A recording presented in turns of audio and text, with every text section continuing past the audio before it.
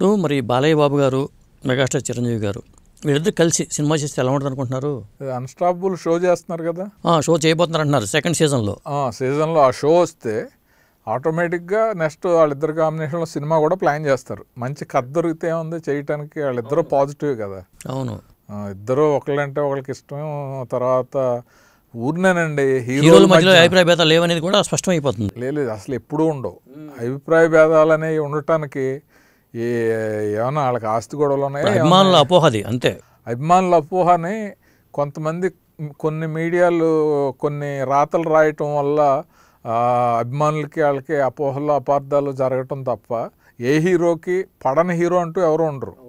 ఎందుకంటే ఎవరి టాలెంట్ వాళ్ళది, ఎవరి ఇండివిజువల్ కెపాసిటీ వాళ్ళది. అవును, ఇంకొకళ్ళ దానికి వీళ్ళు పోటీ కాదు, ఏముండదు. ఎవరి సినిమాలు అందరికీ హిట్లు ఉన్నాయి, అందరికీ ఫ్లాప్లు ఉన్నాయి కదా. అసలు ఆ ఫీలింగ్ అనేది హీరోల మధ్యన ఉండదు. అది లేదు అని ఎస్టాబ్లిష్ అవడానికి ఒక ప్లాట్ఫామ్ కావాలి. ఇప్పుడు విజయశాంతి గారు, చిరంజీవి గారు 30 ఏళ్ళు 25 ఏళ్ళు కలవలేదు. ఆవిడ పొలిటికల్గా ఆవిడ వేరు, ఈయన వేరు. సరిలేరు నీ కవరుల్లో కలిసిన వెంటనే మబ్బులన్నీ ఇడిపోయినాయి కదా, అంతేగా. అలాగే మహేష్ బాబు, తారక్ ఆయన ఈయన కలిశారు. అసలు మా మధ్యన ఏముండవు, మేము బాగానే ఉంటాం, మీరే బాగుండాలని ఆయన స్టేట్మెంట్ ఇచ్చాడు. Nandamuri family, mega family.